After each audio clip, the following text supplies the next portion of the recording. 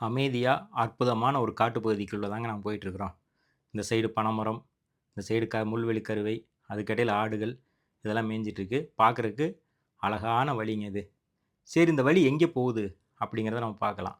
அதாவது கற்கவேல் ஐயனார் கோயிலுக்கு தாங்க இந்த வழி போகுது. இந்த கோயில் எங்கே இருக்கு அப்படின்னு பார்த்தீங்கன்னா, தூத்துக்குடி மாவட்டத்தில தாங்க இருக்கு. தூத்துக்குடி மாவட்டத்தில எங்கே இருக்கு அப்படின்னு பார்த்தீங்கன்னா, தேரி குடியிருப்பு அருகில உள்ள குதிரமொழி தேரி என்கிற கிராமத்தில தாங்க அமைஞ்சிருக்கு. கோயில் வந்து மிகவும் பழமையான கோயிலு. அதாவது 1000 ஆண்டு பழமையான கோயிலா சொல்லப்படுதுங்க. இந்த கோயிலுக்குன்னு சின்ன வரலாறு இருக்கும்ல, அத கொஞ்சம் நம்ம பார்க்கலாம். இந்த கோயிலோட வரலாறு என்னன்னு கேட்டீங்கன்னா, ஒரு காலத்தில பொதிகை மலைக்கு கீழ்ப்பகுதியில் உள்ள காய்க்காட்சி மலையிலிருந்து திருச்செந்தூர் முருகன் கோயிலுக்கு கொடிமரம் வெட்டுறதுக்கு வந்திருக்கிறாங்க. அப்ப பார்த்தீங்கன்னா, பேச்சியம்மன், சுடலமடசாமி, பிரம்மசக்தி அம்மன் போன்ற 21 தேவாதி தேவதைகள் அவங்களுக்கு வந்து இடையூறு குடுத்துருக்காங்க வெட்டக்கூடாதுன்னு. அந்த சமயத்தில கற்கவேல் ஐயனார் அவர்கள் வந்து அவங்களுக்கு அருள் புரிஞ்சு, அந்த இடையூற வந்து நீக்கியிருக்கிறாங்க. இதான் இந்த கோயிலோட வரலாறுங்க. அதுக்கப்புறம் இந்த கோயில் வந்து ரொம்பவே பிரசித்தி பெற்ற கோயிலா பார்க்கப்படுது. இந்த கோயில் பார்த்தீங்கன்னா, அப்படியே அமைதியா இருக்கும். இங்க வந்து நெறைய பேர் வந்து பொங்கல் வச்சு வேண்டுதல்லாம் நிறைவேத்திட்டு போறாங்க. இங்க அடிக்கடி ஆட்கள் வந்து நெறைய வந்துட்டு போயிட்டு இருக்கிறாங்க. கோயில் வந்து ரொம்பவும் பெரிய கோயிலா வந்து பார்த்துட்டு இருக்கிறோம். அந்த அளவுக்கு கோயில் அழகா இருக்கு. இங்க இணைப்பு சாமிகள்னு பார்த்தீங்கன்னா, இந்த கோயில சுத்தி நெறைய இருக்குதுங்க. இங்க இருக்கிற மூலவர் பார்த்தீங்கன்னா, அவ்வளோ அழகா, அற்புதமா வேலாயுதத்தோட காட்சியளிப்பார். வேற எங்கேயும் இந்த மாரி ஐயனார் கோயில்ல வேலாயுதத்தோட கிடையாதுங்க. இங்க மட்டும் தான் இருக்கு.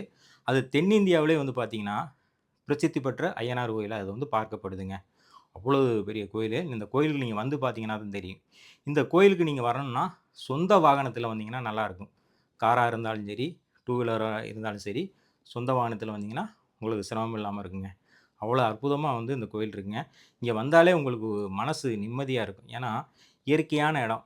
இங்க வந்து பார்த்தீங்கன்னா, ஒரு காட்டுப்பகுதியில ஒரு கோயில்ல வந்து நம்ம சாமி கும்பிட்டா, எந்த அளவுக்கு ஒரு திருப்தி இருக்குமோ, அந்த திருப்தி நமக்கு இருக்குங்க. அதே மாரி இந்த இடத்த சுத்தியும் பார்த்தீங்கன்னா, அப்படியே சிகப்பு கலர்ல தான் மண் இருக்கும். இந்த கோயில சுத்தியும் பார்த்தீங்கன்னா, எங்க பார்த்தாலும் மண்ணு சிவப்பு கலர். நீங்க வந்து பார்த்தீங்கன்னா, இந்த கோயில் பின்பகுதி போய் பாருங்க. அப்படியே ரெட் ஸ்டாண்ட் எல்லா பக்கமும் பார்த்தீங்கன்னா, அப்படியே பயங்கர சிகப்பா இருக்கும். அப்படியே மண்ணுகள்லாம் பார்க்கறதுக்கு அவ்வளோ அற்புதமா இருக்குங்க. அந்த மாரி இடத்துல அது அமைஞ்சிருக்கு. இது இன்னொரு விஷயம் என்னன்னு கேட்டீங்கன்னா, இந்த பகுதி பூராமே வந்து பார்த்தீங்கன்னா, அங்கங்க காடுகள் நிறைஞ்சிருக்கு. இந்த இடத்துல நெறையா படங்கள்லாம் ஷூட்டிங் எடுத்ததா சொல்லப்படுதுங்க. அந்த அளவுக்கு ஒரு பெருமையான இடம் இது. ஆனா, நீங்க வந்து இந்த இடத்துல வந்து அப்படியே நடந்து பார்த்தீங்கன்னு வைங்களேன், ஒரு பாலைவனத்தில நடக்கிற மாரியே உங்களுக்கு தோணும். ஏன்னா, அந்த அளவுக்கு அப்படியே கட்டிங்கா இருக்கும் இந்த மண்ணு உள்ள போனீங்கன்னா.